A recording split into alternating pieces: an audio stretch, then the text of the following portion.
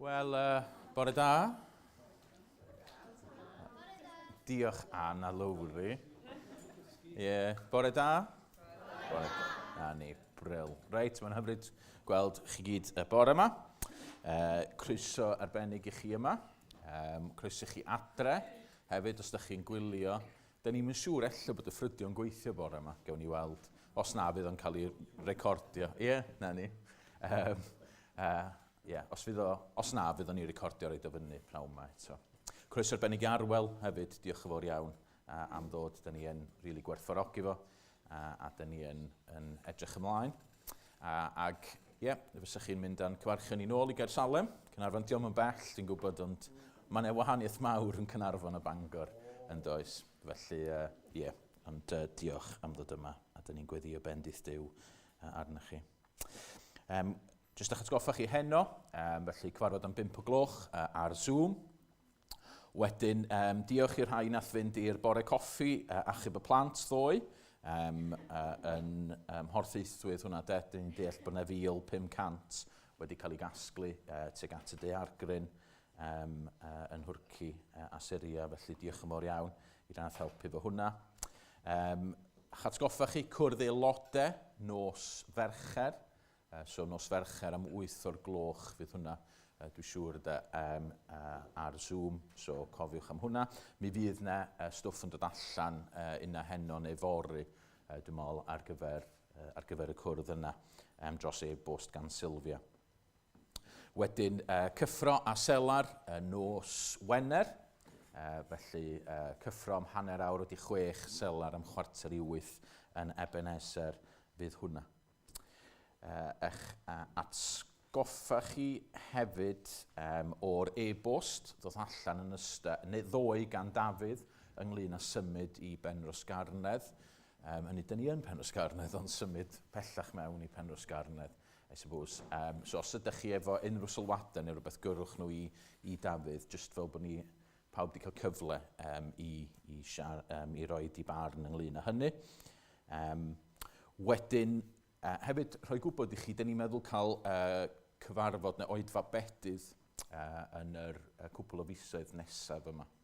Felly, os oes rhywun eisiau cael ei bedyddio, newch chi plis ddod i siarad efo un o'r henuriaid, fysa hynna'n gret os ydych chi eisiau cael eich bedyddio. Ac i'r gweddill ohono ni, rhywbeth i lawenhau bod ni yn mynd i fod yn bedyddio yn yr misoedd nesaf yma.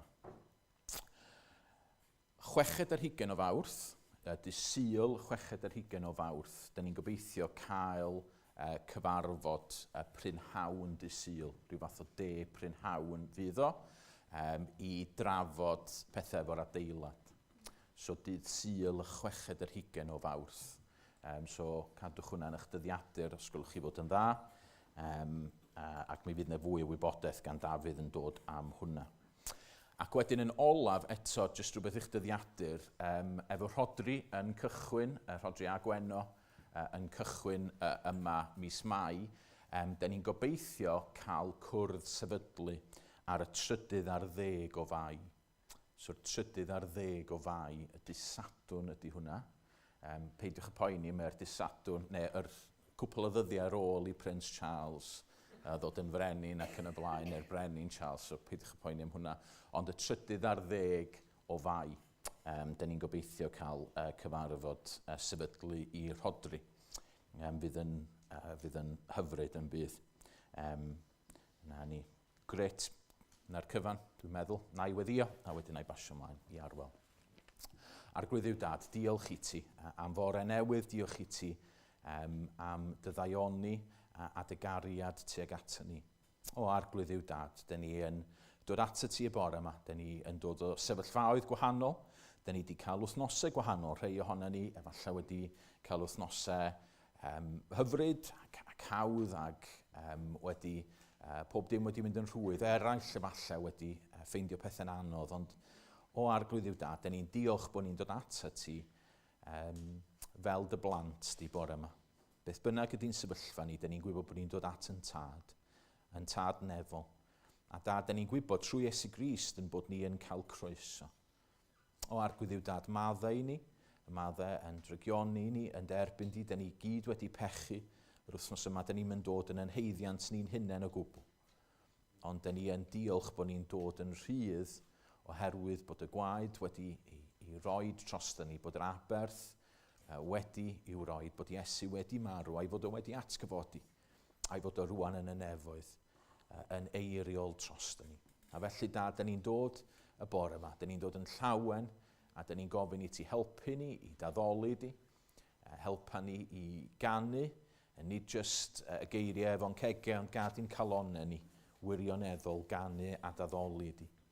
Da ni'n gweddio, Dad, y byddwn ni yn gwrando ar dy air di, ac ar dy air di'n cael ei esbonio, ac eto nid jyst yn meddyliau ni, ond bydd yn calonau ni'n cael ei gymryd i fyny gan hynny. A helpa ni wrth weddio hefyd, Dad, i wirioneddol galw allan arno ti. Oherwydd da ni angen help dysbryd di. A felly, Dad, bydd yn agos ato ni rwan, da ni'n gweddio. Yn enw ac yn heiddiant Iesu Grist. Amen.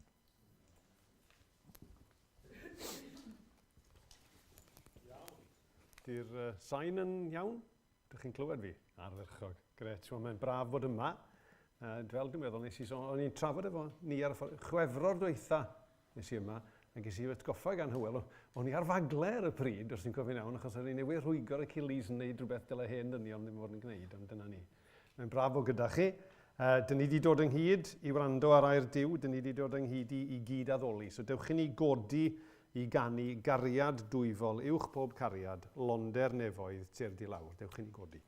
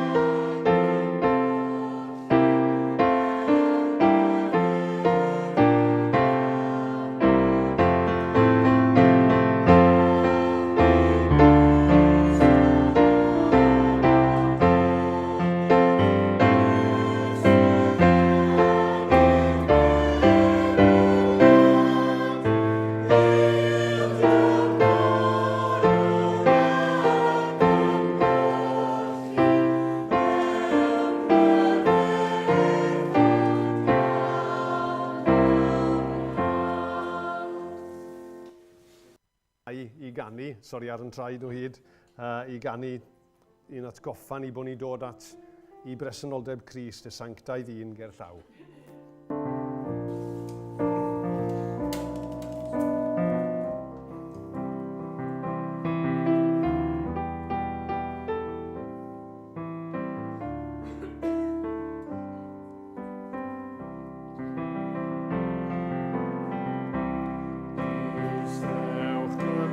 Bresenoldeb Crist, y sanctaidd un ger llaw.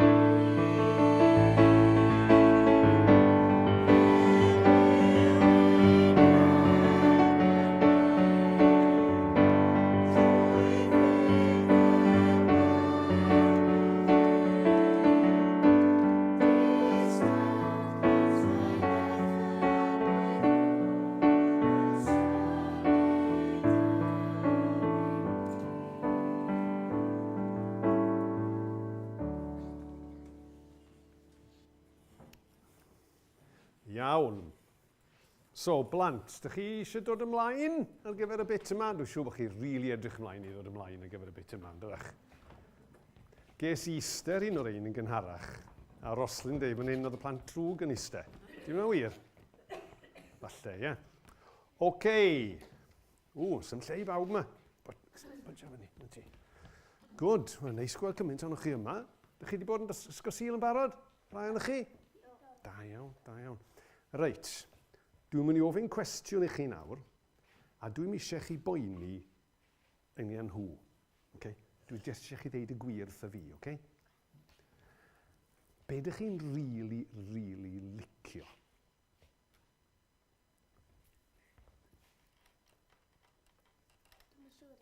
Ti'n mynd siŵr iawn. Come on, pwy sy'n... Be ti'n really licio? Pêl-droed. Dwi'n gweld... Be di hwnna? Cris yr Almain di hwnna. Mae gen i fan Lerpwl fan hyn. Rhyw dymor fel yna mae di bod yn dyfe. 7 dim, a wedyn colli Bournemouth. Be ti'n licio? Ti'n hoffi anifeiliaid? Oce, beth am... sori, beth gen ti? Ah! 9-10. O'n i'n mynd i ddod â ni i sôn am bwyd. Be ti'n licio? Anifeiliaid. Ti'n licio anifeiliaid hefyd? Mae'n i off, con i off. Ti'n licio pêl-droed? Peaches. Peaches. Peaches efo be? Efo hufen efo cream? Be? Just peaches. Traddodiad ti ni.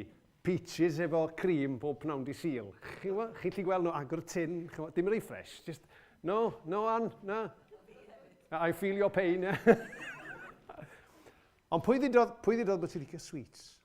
Pa fath o sweets ti'n licio? Haribo's chocolate hefyd. Be arall? Reit, pa fwyd mae pobl licio? Fajitas. Be? Fajitas. O, sophistication. Be ti'n licio? Pizza. Pizza. Pa fath o pizza? Ti'n ffys... Pepperoni pizza. Pepperoni. Be na ti? Pizza. Ti'n licio pizza? Burger. Burger. Reit, ten. Na agron i fyny bawb nawr. Pwy yma sy'n rili licio rhywbeth sy'n, chymo, out there chydig bach? Chymo, tu allan i'r bocs, chi'n gwybod? Dwi eisiau ni gwybod beth yw'r peth mwyaf weird mae rhywun yn licio. Cacen chocolate. Cacen chocolate. Lot o bobl licio cacen chocolate. Come on nawr, oedolion hefyd. Beth yw'r peth mwyaf out there? Go on. Artichokes. OK, dyn ni'n dod... Reit, rhywbeth mwy odd... Dim odd, sori. Dwi'n eisiau bod yn ddyniadol. Lliwia. Be? Dwi'n hoffi lliwia. Ti'n licio lliwio hefyd? Da. Reit. Artichokes neu spinach. OK. Wel. Dyn ni yn gwirioni ar rai pethau, dydyn? Dyn ni'n gwirioni ar rai pethau. A mae rai pobl yn gwirioni am fwyd. Es i ryw le posh yn Borthaethwy ryw chydig yn ôl. Oedd e'n ddrud yn dyfe? Navy blue. Ond mi oedd e'n flasus yn dyfe? Ond tydw i ddim yn gwirioni ar fwyd. Okay? Dwi'n gwirioni ar sweets a biscuits. Sweets a biscuits. Be ti'n licio? Ydyn nhw'n fel rhyw fath o fwyd? Be, biscuits a... Ydy mae biscuit... Wel, yn llyfr i, mae biscuits a sweets yn cyfri fath o bwyd, achos weithiau fydda i'n bita cinio a fain cyrow, achos bwy mond yn cael paned a biscuits. Okay? Ond chi'n gwybod be? Beth fel y bwyd, fel yn efo cig neu Y pryd gorau i fi ydy chili con carne, mae Lowry yn neud adre. Dyna fy hoff fwyd i. Ond, reit, dwi'n rhoi cyfrinach i chi nawr, okay? Mae fy nhas di yn boring iawn. Okay? Boring iawn.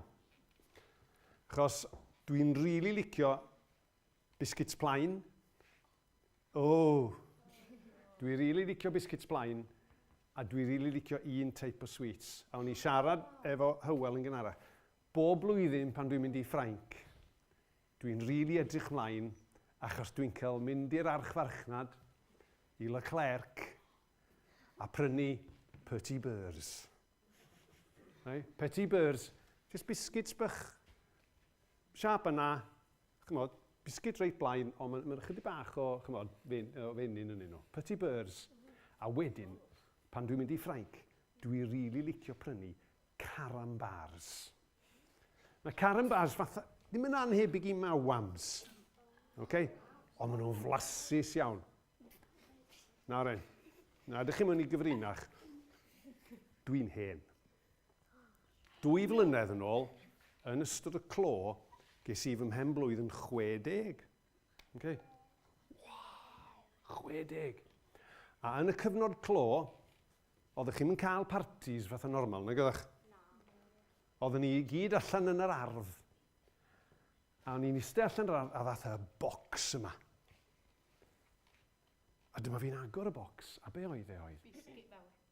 20 pacet o Petit Beurres. A 15 pacet o carambars. Wow, ie. Yeah. A dyna'n union sydd nes i ymateb. A chi'n gwybod fel oedd hi yn ystod y cyfnod clo? Oedden ni'n ffilmio pob dim yn dydden? A ffilmio pethau gyrru fe'r teulu, a nath Elin sy'n ferch yng nghyfraith i fi nawr, doedd hi rioed wedi ngweld i, wedi exeitio am ddim byd fwy yn y mywyd. Ond dyn ni gyd yn exeitio am bethau gwahanol. A beth dwi eisiau chi gofio bore yma yw y medrwn ni... Sori, beth gen ti bach? So fel mae'n surpreisio fi os y ti wedi byw yn World War II. O! Ti'n gwybod, dwi yn hen, ond dwi ddim cweit mor hen a hynna. Okay? Ddim cweit mor hen a hynna. Iawn? Ond dwi eisiau chi gofio, bwysig bore yma, dwi eisiau chi gofio bod ni'n gallu gwirioni a mwynhau efo Duw. Achos mae'r adnodau fyddwn ni'n edrych arno bore yma, a mae'r gan ar y diwedd yn sôn am Dduw fel trysor. Yn un special y medrwn ni ddod i'w nabod a ddod i'w garu e. So meddyliwch chi nawr, beth bynnag dych chi'n gwirioni arno fe, beth bynnag dych chi'n mwynhau, mae'n y fwynhad i gael ym mhresenoldeb Duw hefyd. Reit, dwi jyst yn mynd i weddio, a wedyn gewch chi fynd ôl i'ch sedd, a wedyn newn ni gyrru ymlaen efo'r oedfa. Okay? So newn ni jyst weddio, ie? O ddiwyn tad, dyn ni diolch i ti, dy fod ti yn gwahodd ni i fewn i dy bresenoldeb di. Dy fod ti yn gwahodd ni yn enw Iesu i dy fwynhau di, i dy addoli di, i gael y boddhad o fyw gyda ti yn rhan o'n bywydau ni. Dyn ni'n diolch i ti dy fod ti'n caru ni. Dyn ni'n diolch i ti dy fod ti yma gyda ni bore yma, am bod ni'n medru siarad gyda ti, a bod ni'n medru gwybod dy fod ti'n gwbl ffyddlon i ni gweitha'n gwendid ni. Felly arglwydd bydd gyda ni bore yma.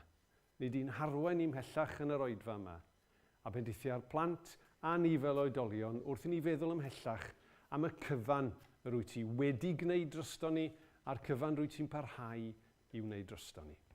Diolch i ti arglwydd. Amen. Oce, diolch yn fawr iawn i chi am rando. Be? O ie, da. Oce. Reit, diolch i Dafydd am y drefn, a dyn ni'n mynd i ganu nesa. Pan fwy'n ofni colli ffydd, Crist fem deil yn dyn, ef am deil yn dyn. Dewch i ni godi i ganu.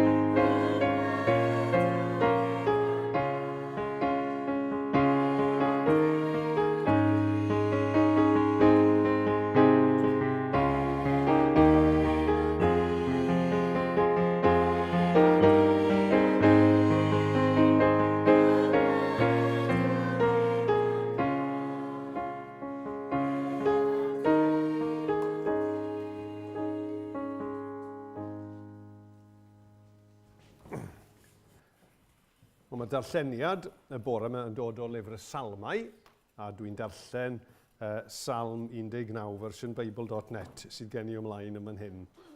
Salm 19. Mae'r nefoedd yn dangos ysblander Duw, a'r awyr yn dweud am grefftwaith ei ddwylo. Mae'r neges yn mynd allan bob dydd, mae i'w weld yn amlwg bob nos. Does dim llais go iawn na geiriau na dim i'w glywed yn llythrenol, ond mae pawb wedi clywed beth maen nhw'n ddweud a'r neges wedi mynd i ben draw'r byd. Cododd babell i'r haul yn yr awyr mae'n dod allan fel priodfa boi stafell neu athletwr yn frwd i redeg gras. Mae'n codi ar y gorwel ac yn symud o un pen i'r llall, does dim yn gallu cuddio rhag ei wres. Mae dysgeidiaeth yr arglwydd yn berffaith. Mae'n rhoi bywyd newydd i mi. Mae rheolau yr arglwydd yn glir ac yn gwneud y person mwyaf cyffredin yn ddoeth. Mae cyngor yr arglwydd yn dangos beth sy'n iawn ac yn gwneud y galon yn llawen. Mae arweiniad yr arglwydd yn bir ac yn ein goleuo ni. Mae'r gorchymyn i barchu'r arglwydd yn glir ac yn aros bob amser. Mae dyfarniad yr arglwydd yn gywir. Mae e'n gwbl deg bob amser. Mae'r pethau yma'n fwy gwerthfawr nag aur. Ie, llwythi o aur coeth. Mae nhw'n felysach na'r mêl sy'n diferu o'r diliau. Ydyn, mae nhw'n rhoi goleuni i dy was, ac mae gwobr fawr i'r rhai sy'n ei fyddhau. Ond pwy sy'n gweld ei feiau ei hun? O maddau i mi pan dwi'n pechu heb yn wybod, a cadw fi rhag pechu'n fwriadol. Paid gadael i bechod reoli fy mywyd i. Yna byddaf yn ddifau a di-euog o droseddu yn derbyn. Gad i'r cwbl dwi'n ei ddeud a i feddwl dy blesio di o arglwydd fy nghraig am hachubwr. Amen. A byddwn ni'n edrych gyda'n gilydd ar yr adnodau yna yn ddiweddarach. Ond dewch i ni ganu un gan arall. Dewch i ni ganu arglwydd dyma fi, rhof fy hun yn llwyr i ti. Dewch i ni godi.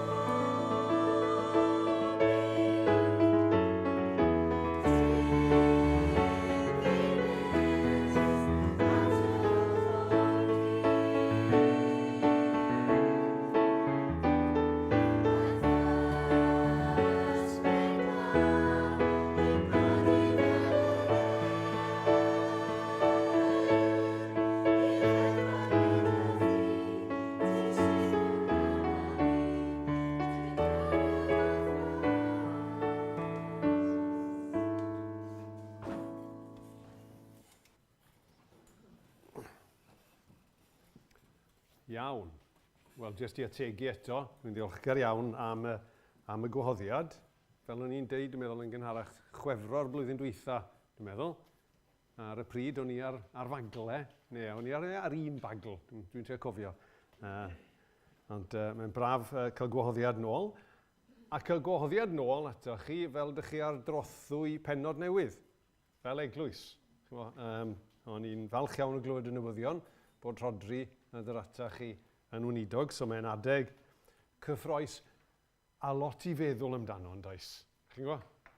Mae gennych chi'r adeilad, mae gennych chi Weinidog newydd ac yn y blaen. A o'n i'n trio wrth feddwl am ddod ata chi yn meddwl, trio rhoi'n un yn yr ysgidiau chi. A meddwl, sgwn ni beth ydych chi'n gobeithio amdano am y cyfnod newydd yma. A meddwl am Rhodri hefyd yn newid byd a dod ato chi a sgwn ni beth y mae'n gobeithio amdano. A mae'r nodyn cyntaf yma, mae'n swnio'n depressing, okay? So, bydwch chi'n cymryd yn erbyn y bregaeth gyfan oherwydd hyn, ond llai garantio i chi beth bynnag ydych chi'n gobeithio amdano yn eich gweinidog newydd, wneith e ddim cyflawni pob dim. A beth bynnag mae'n gobeithio amdano chi, newch chi ddim cyflawni pob dim. A dwi'n deud hynna achos weithiau mae'n y dueddiad yno ni i roi gormod o bwyslais ar bobl. Chymo,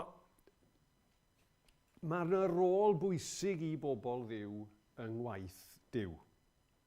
Ond tydi gwaith Duw yn y pen draw ddim ynglyn â'n dymuniadau ni, mae ynglyn â be mae Duw eisiau wneud yma yn eich plith chi, fel mae ni yng Nghyrshalem. Dwi ddim ynglyn â be mae Rhys eisiau wneud, dwi eisiau neu bobl arall eisiau. Mae ynglyn â be mae Duw eisiau wneud yn ein plith ni. A mae'n beryg, mae'n gamgymeriadau mawr wedi cael ei wneud yn y gorffennol, os ydy pobl yn gosod gormod o bwyslais ar ddynion, gwaith Duw ydy e. Ond, yn ei ddoethinau be, mae'n dewis gweithio trwy rhai fel chi a fi. Nawr, rhai wsnosau nôl, dwi'n cofio pryd yn union, a dwi'n cofio be oedd y testyn nawr, ond o'n i'n pregethu yng Nghyrshalem. A wrth i fi pregethu, o'n i'n gofyn y cwestiwn, pe byddwn ni yn edrych lawr ac yn meddwl, i ba fath o bobl ddylen ni ymddiried gwaith Duw, fydden ni ddim wedi dewis fy hun. Just meddyliwch am hwnna. Pwy sy'n dryst i fod yn gwneud gwaith Duw? Fydden ni ddim wedi dewis fy hun. Weithiau, dyn ni'n edrych yn cwmpas ni, ond weithiau, dyn ni'n edrych arno ni'n hunain. A fyddwn ni yn ymddiried gwaith Duw i bobl fel fi, i bobl fel ni, achos dyn ni'n gwybod am yn gwendid ni. Dyn ni'n gwybod am yn gwendid ni, dyn ni'n gwybod am yn ffeileddau ni. Ond nid fel yna mae Duw yn meddwl. Dyn ni ddim yn heiddi iddo fo gweithio trwyddo ni, ond mae e'n dewis gweithio trwyddo ni. Mae Duw yn dewis gweithio trwy rhai gwan, fel chi a fi. Gwndwch ar eiriau Paul yn ei lythyr at y Corinthiad. Dywedodd wrthyf, digon i ti fy ngras i mewn gwendid y daw fy nerth yw anterth. Felly yn llawen fe ymffrostia fwy yn fy ngwendidau mwyn i nerth Crist orffwys arnaf. A felly mae Duw yn dewis gweithio trwy bobl fel chi a fi. Efo'n holl ffeileddau a mae'n gweld popeth amdano ni, mae'n dewis gweithio trwy rhai fel ni. So, i feddwl amdano ni y bore yma nawr, ac i chi feddwl amdano eich sefyllfa chi fel eglwys, dechrau cyfnod newydd. Yr un dwi'n troi at dwi'n troi at y salm yma, achos beth sy'n ei licio i ni edrych yno fe, ydy beth ddyle fod yn nodweddu pobl ddiw. Beth ddyle fod yn eich nodweddu chi yma? Beth ddyle fod yn ei nodweddu ni yng Nghyrshalem? A dwi'n troi i lyfr y salmau i wneud un. Mae llyfr y salmau yn lyfr special iawn, iawn, iawn. A mae'n un o'r resymau mae'n special, wrth gwrs mae'n lyfr gweddi a mawl a mae'n bethau hyfryd yno fe. Ond un o'r resymau mae llyfr y salmau mor special yw fod e mor onest. Darllenwch rai o'r salmau. Maen nhw'n gignoeth o onest mewn llefydd. Nawr, yn llyfr y salmau, mae'r arbenigwyr mae'n rhannu llyfr y salmau mewn i ryw 5 adran gwahanol. A mae'r adran gyntaf mynd, dwi'n meddwl, i fyny at salm 41. A mae'r salm 19 yn dod slap bang yng nghanol yr adran gyntaf yna. A mae'n salm sydd yn rhoi ffocws ar agoniant. Dyw, am yn debyg, dyn ni fwy cyfarwydd efo'r darn cyntaf. Mae'r nefoedd yn datgan ei agoniant ac yn y blaen. Dyn ni wedi canu e, mae'n siŵr yn dydyn. Chi'n gwybod?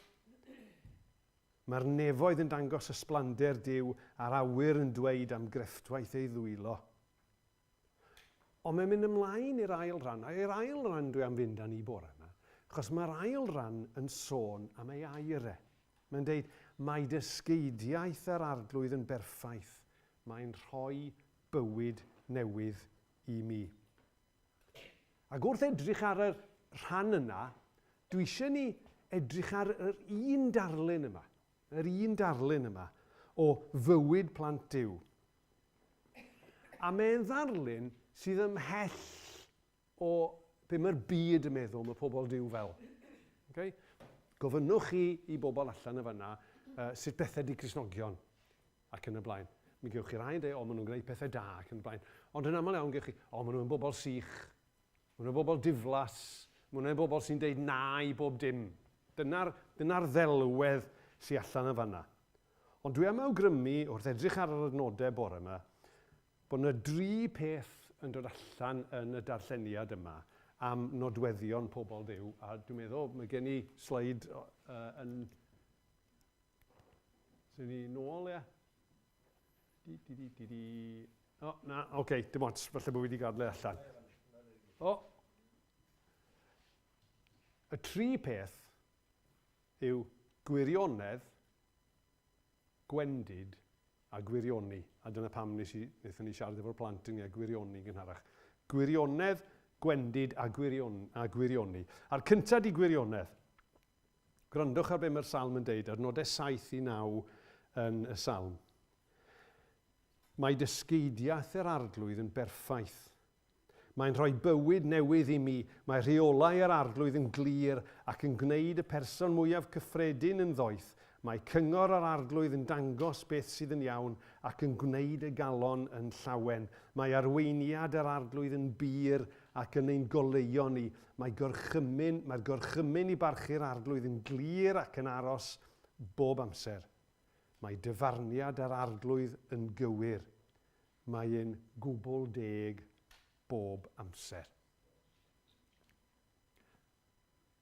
Dyn ni'n byw mewn byd lle mae pethau newid trwy'r amser. Nawr, dwi'n gwybod os di hwn yn sylw sy'n gysylltiedig â fy oedran ni, ond dwi'n meddwl i fod e'n wir i ddeud, dyn ni'n byw mewn cymdeithas lle mae pethau oedd 10-20 mlynedd yn ôl yn iawn, nawr dydyn nhw ddim. Mae cymdeithas yn dysgu rhywbeth gwahanol i ni. Dyn ni'n byw mewn byd lle mae safonau yn newid trwy'r amser. Ac mewn byd fel yna, mae mor bwysig cofio pwysigrwydd gair Duw fel gair tragwyddol. Dwedodd y proffwyd Eseia, mae'r glaswellt yn crino a'r blodyn yn gwywo, ond mae neges yr arglwydd yn aros am byth. Mewn byd sydd yn newid, mae gair Duw yn dragwyddol. A chi'n gwybod, mae'n gymaint o bwyslais ar bod yn gyfredol a bod yn gyfoes a phethau dyddiau yma. Ond ni'n licio be ddedodd C.S. Lewis, ond ni'n licio'r dywediad yma. All that is not eternal is eternally out of date. Gwrandwch arna. All that is not eternal is eternally out of date. Mae pobl, dyn ni'n meddwl bod ni'n byw mewn rhyw fyd, o, mi eisiau bod yn gyfoes, mi eisiau bod fel un fel arall. Mae'n out of date, achos dwi ddim yn dragwyddol. Achos dwi ddim yn dod gan Dduw. Nawr, yng Nghaersalem dros yr wythnosau diwethaf, dyn ni wedi bod yn mynd trwy lythyrau Ioan. Ac wythnos diwethaf, oedden ni edrych ar trydydd llythyr Ioan, a fe ddaethon ni ar draws yr adnod yma, a dwi'n licio fe. Ioan nawr yn sgwennu at Gaiws, dwi'n meddwl, oedd yn derbyn y llythyr. Does dim byd yn fy ngwneud i'n fwy llawen na chael clywed fod fy mhlant yn byw yn ffyddlon i'r gwir. A jyst y cymal bach yna nath yn harau. Bod fy mhlant yn byw yn ffyddlon i'r gwir. Ac yn yn grwpiau canol wsnos, dyn ni'n trafod y testyn. Ac un o'r pethau fi oedd yn grŵp ni yn trafod wrth ysgrifennu, wel, be mae byw yn ffyddlon i'r gwir yn golygu? Os oedd Ioan yn deud bod yn beth da bod pobl Duw yn byw yn ffyddlon i'r gwir, a bod yn beth da i ni fod yn ffyddlon i'r gwir, be mae hwnna'n golygu? A 3 peth allan yn y grŵp oedd yn trafod ar Zoom, digwydd bod wythnos yma, dyn ni'n amrywio yn grŵp ni. Mae byw yn ffyddlon i'r gwir yn medru golygu rhyw 3 peth gwahanol. Yn gyntaf, yn ffyddlon i'r gwir yn y gair fel mae e wedi cyfnodi. Os di hwnna ddim yn ffitio fy ffasiwn yr oes, does dim ots, mae eisiau bod yn ffyddlon i'r gwir. I'r gwirionedd tragwyddol hynny. Yr ail beth yna bod yn ffyddlon i'r gwir yw bod ni'n ffyddlon i'r gwir yn Iesu. Un o'r adnodau cyfarwydd na dyn ni dweud trwy'r amser, dyn ni sôn am Iesu Grist fel y ffordd y gwirionedd a'r bywyd. Iesu y gair a ddaeth yn gnawd fel y datguddiad perffaith o Dduw. So os dyn ni'n ffyddlon i'r gwir, dyn ni'n glynu at y gair a dyn ni'n caru Iesu. A'r trydydd elfen yw y gwir am yr hyn a wnaeth Iesu. Y gwir am yr hyn a wnaeth ei eni ei ddysgu y gwirthiau, y groes, yr atgyfodiad. A mae pob un o'r pethau yna, maen nhw'n wir, ond maen nhw hefyd yn deud rhywbeth am Dduw, a maen nhw'n deud rhywbeth amdano ni. Meddyliwch am y groes. Mae'r groes yn deud rhywbeth am yn anallu ni i achub yn hunain, a'n hangen ni am waredwr. A mae'n deud rhywbeth am Dduw i fod e'n fodlon mynd i'r fath eithafon i ddod i farw trosto ni ac i atgyfodi mwyn ni. Felly dyna'r peth cyntaf ddylen fod yn nodweddu ni fel pobl Dduw. Yn bod ni a pwyslais ar y gwirionedd.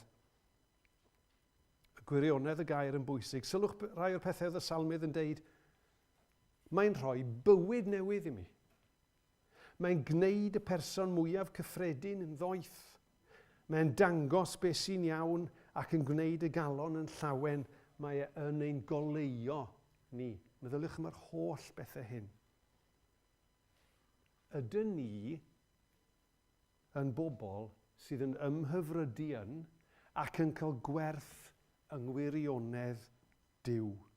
A bod hynny'n dangos ei hun yn y ffordd ni'n troi at Dduw ac yn ymateb iddo. Felly dyna oedd y pwynt cyntaf, gwirionedd. A'r ail bwynt ydy gwendid. Gwrandwch ar y salm, adnodau 11 i 13. Ydyn, sôn am yr air gwirionedd Duw, ydyn maen nhw'n rhoi goleuni i dy was ac mae gwobr fawr i'r rhai sy'n ei fyddhau. Ond pwy sy'n gweld ei feiau ei hun? O maddau i mi pan dwi'n pechu heb yn wybod a cadw fi rhag pechu'n fwriadol. Paid gadael i bechod rheoli fy mywyd i, yna byddaf yn ddifau a dieuog o droseddu yn dy erbyn. Yr salmydd eto yn ysgytwol o onest, a mae'n cyfaddau. Weithiau dwi'n anifuddhau heb hyd yn oed sylweddoli mod i'n gwneud. A mae'n gofyn pwy sy'n gweld ei feiau ei hun. Mae sylweddoli a cydnabod yn gwendid ni yn rhan allweddol o fywyd y Cristion. Mae'n rhan, ynddydi, mae'n rhan o beth sy'n digwydd pan dyn ni'n dod i gredu. Pan dyn ni'n dod i gredu yn y lle cyntaf, dyn ni'n gweld bod yna ddim atebion i gael yno ni. Dyn ni'n gweld yn pechod ni. Dyn ni'n gweld yn hangen ni. Dyn ni'n gweld yn bod ni'n wan a dyn ni'n dod ato fe. So mae'n wir pan dyn ni'n dod i gredu, ond mae'n fwy eto. Os dyn ni'n meddwl am arweinwyr am lycaf yr eglwys fore, beth y rhai o'r pethau welson ni'n ei bywyd? Ni'n gweld lot yn ei bywyd nhw. Dyn ni'n meddwl am Paul. Yn deud, dwi wedi cyfeirio barod yn dod at yr adnod, mewn gwendid y daw fy nerth i'w anterth. Paul yn profi gwendid. A meddyliwch am Pedr. Un gafodd ei ddefnyddio yn helaeth yn yr eglwys fore. A dyn ni'n darllen yn Ioan 21 am Pedr yn cael ei gomisiynu, ynddo fe? Portha fy oen, bugeilia fy nefaid, portha fy nefaid. Mae hwnna'n digwydd yn pennod 21. Ond dewch i ni wyndio'r cloc yn ôl. Be ddigwyddodd ym mywyd Pedr ym mhennod 18? Dwi ddim yn ei nabod medda fe. Gwadu Iesu nath e ym mhennod 18. Be dyn ni'n gweld yn pennod 20? Pedr, y sort of argyrion hanes yr atgyfodiad yn rhyw faglu drwy'r stori. A wedyn yn pennod 21 eto, dyn ni'n gweld Pedr yn trio cerdded ar y dŵr, yn rhyw fentro ac yn methu ac yn baglu ac yn gwneud camgymeriad eto. Be dyn ni'n meddwl ddysgodd Pedr yn ystod y cyfnod yna? Be ddysgodd Pedr, ddim jyst am Iesu, be ddysgodd Pedr amdano ei hun? Ymysg pethau eraill, fe ddysgodd e amdano ei hun i fod e'n wan a'i fod e'n debyg o faglu a llithro. Ac i fi, mae'n ddiddorol, chi'n gweld. Ar ôl iddo fe ddysgu'r wers hynny, mae Iesu'n ei gomisiynu e. Ar ôl iddo fe sylweddoli ei wendid, mae Iesu yn ei gomisiynu e. Nath Iesu ddim ei gomisiynu e pan oedd e'n hyderus ac yn gwneud na i byth adael di ac yn y blaen. Dim dyna pryd nath e. Fe alle fe wedi dewis wneud yr adeg hynny, ond ddim dyna pryd nath e. Mi nath Iesu gomisiynu fe ar ôl iddo fe sylweddoli mae traed o glai o gynno fe. Dyna pryd nath ei gomisiynu e. Achos oedd wedi deall ei wendid. Ac os oedd hynny wir am Bedr, mae'n wir amdano ni ac mae'n bwysig ar sawl lefel. Achos funud dyn ni sylweddoli yn gwendid, dyn ni sylweddoli eto mae gwaith Duw a brwydr Duw ydy hwn, a bod rhaid ni ymddiried ynddo fe i gael buddigoliaeth. Dyn ni'n gweld hynny yn hanes Gideon, un o'n hoff hanesion ni o'r Hen Testament. Os dyn ni sylweddoli hynny hefyd, mae'n yn gwarchod ni rhag dyrchafu dynion. O'n i'n sôn am trydydd llythyr Ioan, mae'n y sôn yn trydydd llythyr Ioan am y cymeriad yma Diotreffes, neu Diotreffes, dwi'n siŵr sut ydych chi'n deud yr enw, ond rhyw gymeriad oedd eisiau bod yn geffil blaen ac yn creu llanast yn yr eglwys oherwydd hynny. Rhaid ni bido dyrchafu dynion. A'r peth ola am yn gwendid ni yw, dyn ni'n byw mewn byd gwan ac anghennus. Na'r pwy well i rannu gobaith a llawenydd Iesu gyda byd gwan ac anghennus na pobl sy'n gwybod beth yw e i fod yn wan ac anghennus ac eto wedi profi gras, maddeuant a trigaredd Duw. Dyna pam e mor wir yn dyfe, be ddidodd Paul fel dwi wedi fyny'n barod, mewn gwendid y daw fy nerth i'w anterth, felly yn llawen iawn fe yn ffrostia fwy yn fy ngwendidau mwyn i nerth Crist orffwys arnaf. Dewch i ni feddwl, ydyn ni yn sylweddoli ac adnabod yn gwendid ni. Nid dim ond wrth ddod i gredu, ond wedyn hefyd. A bod ni'n gwbl ddibynnol ar ei nerth a'i allu e.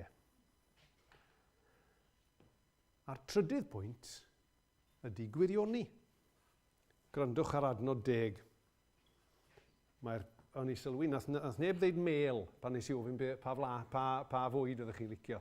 Mae'n y gymysgedd yn tu ni. Mae un o'n ni'n licio mel a'r llall yn meddwl mae'n o gleo fatha clistia. Lowri sy'n meddwl bod e'n meddwl o gleo fatha clistia. Dwi wrth y modd efo mel. Ond grandwch ar yr adnod yma. Mae'r pethau yma'n fwy gwerthfawr na gair. Ie, llwythi o air coeth. Mae nhw'n felysach na'r mêl sy'n dyferu o'r diliau. Be di'r darlun mae hwnna'n rhoi i ni? Mae'n rhoi darlun i ni o rhywun wedi gwirioni a Duw. Wedi gwirioni yn Nuw ac yn ei gyfreithiau. Fel o'n i'n sôn wrth y plant yn gynharach, dyn ni gyd yn gwirioni mewn pethau gwahanol. Dwi'n meddwl mae T.H. Parry Williams, nid yw pawb yn gwirioni'r un fath, dwi'n meddwl, ie. Am Dic Abedaron, dwi'n cofio. Anyway, nid yw pawb yn gwirioni'r un fath. A ddedais i'r stori na am fi a'r biscuits a'r sweets, chi'n gwybod? O'n i wedi gwirioni. A oedd nath Elin, y ferch yn gyfraith, ddeud bod i rioed, fel yn ei ddeud, bod i rioed i gweld fi'n gwirioni. Am ddim byd fwy na hynny. Hwna bach yn pathetic, really, yn dydi. Dewch i fod yn onest, yn fe? Biscuits a sweets, wel, navy blue. Ydych chi'n berson sy'n gwirioni ar bethau, dyn ni'n gymeriadau gwahanol. O'n i'n gweld, yn y Gris Cymru yma, yn y Gris yr Almaen yma, yn y Gris Lerpwl yma, mae'n y wirioni efo pel droed yn does. Mae'n y gyffroi, mae'n y ddathlu, mae'n y weiddi. Mae rai pobl yn gwirioni ddoi pan mae Ffrainc yn ceir a Lloegr yn rygbi, ond ewn ni ddim ar ôl hynny, chi'n gwybod? Ond dyn ni'n gallu mynegu yr llawenydd yna mewn pethau deiarol mor hawdd. Ond mae'r salm yn deud thyn ni fan hyn bod yna bethau i ni wirioni amdano yng nghyfraith Duw ac yng ngwirionedd Duw yng Nghrist. Gwrandwch eto ar eiriau'r salm. Mae'r pethau yma'n fwy gwerthfawr nag air, ie, llwythi o air coeth. Dwi'n bod amdano chi. Sgynnoch chi hobbies? Ydyn nhw'n hobbies drud? Mae yna rai o'n efo hobbies drud iawn yn does. A dyn ni'n gwario ar yr hobbies yma yn dydyn. Dyn ni'n gwario ar bethau dyn ni'n mwynhau. Ond mae'r salmydd yn dweud, mae'r pethau yma'n fwy gwerthfawr nag air. Ie, llwyth o air coeth. Mae nhw'n felysach na'r mêl sy'n dyferu o'r diliau. A rhaid ni gofio, pan mae'r salmydd yn dod am y pethau yma, achos bod ni'n byw yn oes y cyfamod newydd, pan dyn ni'n meddwl am wirionedd Duw, dyn ni'n meddwl am Iesu. Ydyn ni yn bobl sy'n gwirioni ar Iesu? Dych chi wedi bod yng nghwmni rhywun pan maen nhw wedi disgyn mewn cariad am y tro cyntaf? No flicker of recognition. Lle bod ni'n ffind fe'n anodd i gofio. Ond pan dych chi yng nghwmni rhywun sydd wedi disgyn mewn cariad, maen nhw'n gallu bod chydig bach yn annoying weithiau, yn dydyn? Achos maen nhw'n sôn amdanyn nhw trwy'r amser, a mae pob dim yn troi o cwmpas nhw.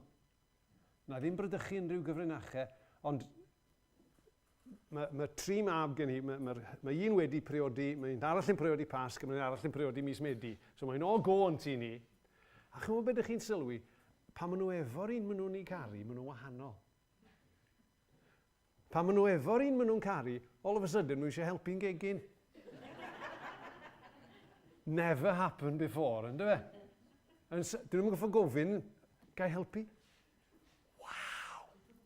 Maen nhw di gwirioni. Maen nhw rhywbeth newydd amdanyn nhw. Maen nhw rhywbeth gwahanol amdanyn nhw. Meddyliwch sut beth fydde fe, tase pobl yn gweld yn bod ni'n bobl sy'n gwirioni yn yr arglwydd. Se pobl yn gweld. Se pobl yn sylwi. Se pobl yn dathlu.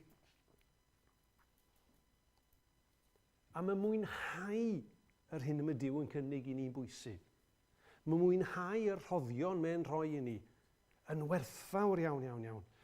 Mae yna ddywediad gan John Piper, y gweinidog o America, wedi drosi'r Gymraeg, mae'n darllen fel hyn. Mae Duw yn cael ei ogoneddu fwyaf ynom ni pan rydym yn fwyaf bodlon ynddo ef.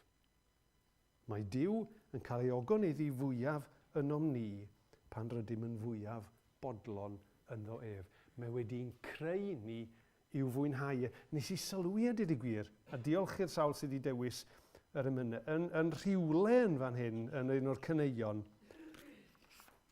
o'n i licio hon yn ef am deil yn dyn. Ei hyfrydwch yw ei braidd. Meddyliwch braf. Fel ei braidd bod e'n gweld ni fel hyfrydwch. Ei hyfrydwch yw ei braidd. A dyn ni'n cael mwynhau hynny.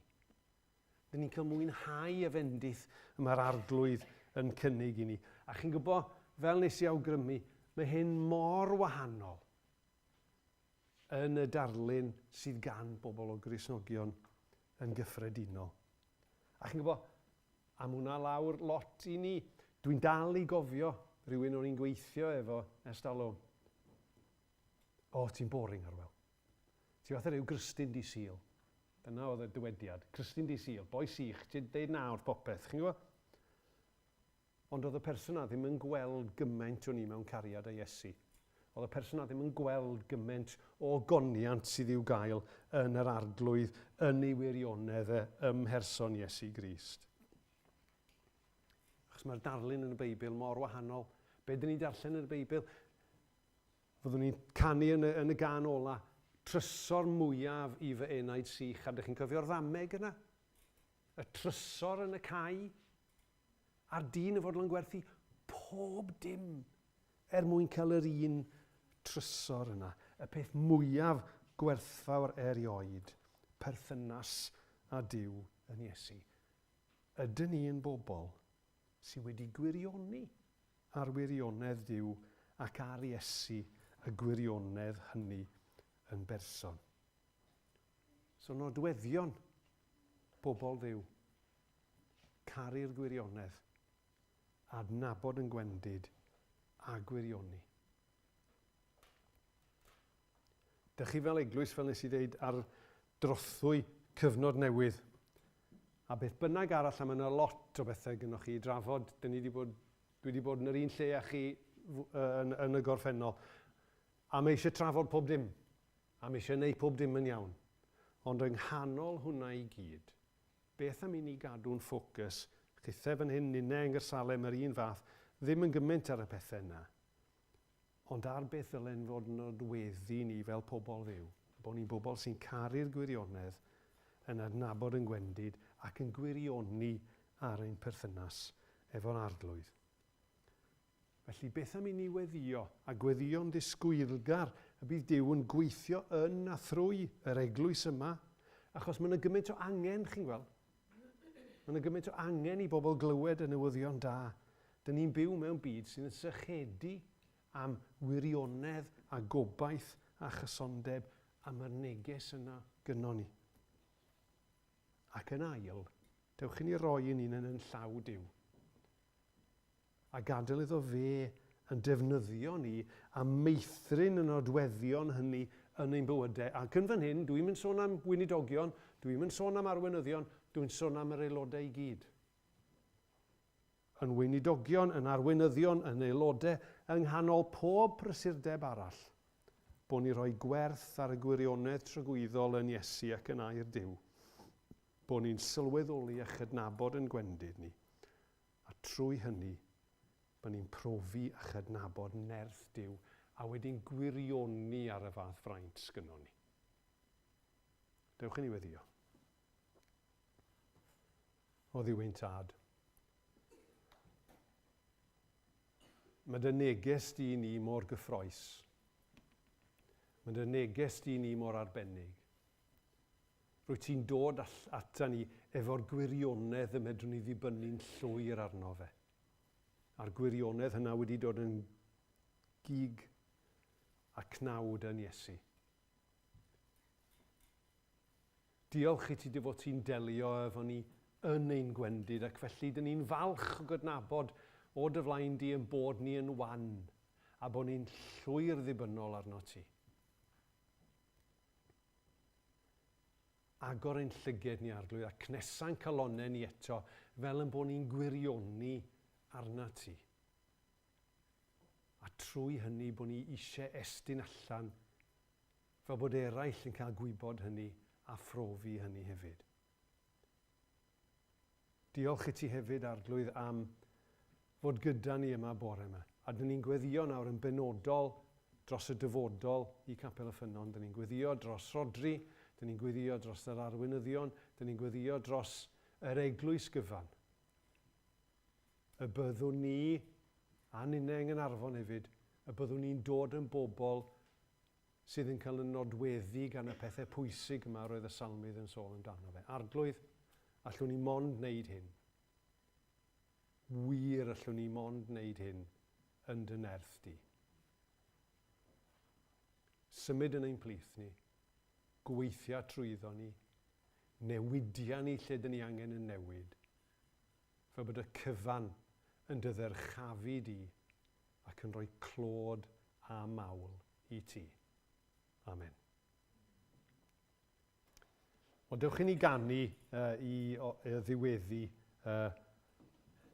o Ior, dwi wrth y modd efo'r gan yma, o Ior, fy nghaig a fy ngwaredwr, trysor mwyaf i fy enaid sych, fy niw i ti does neb yn debyg, yno ti yn unig mae mwynhad. Dewch i ni godi.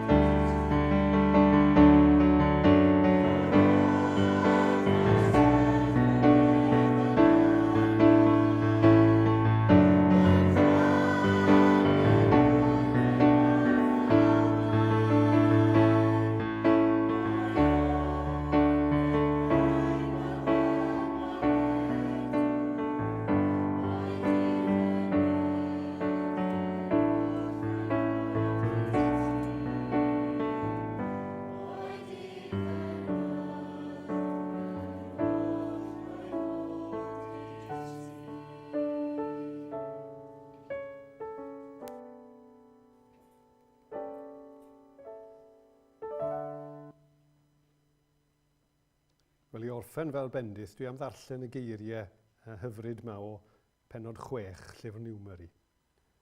Boed i'r arglwydd eich bendithio chi a'ch amddiffyn chi. Boed i'r arglwydd wenu'n garedig arnoch chi a bod yn hael tuag atoch chi. Boed i'r arglwydd fod yn dda atoch chi a roi heddwch i chi. Amen.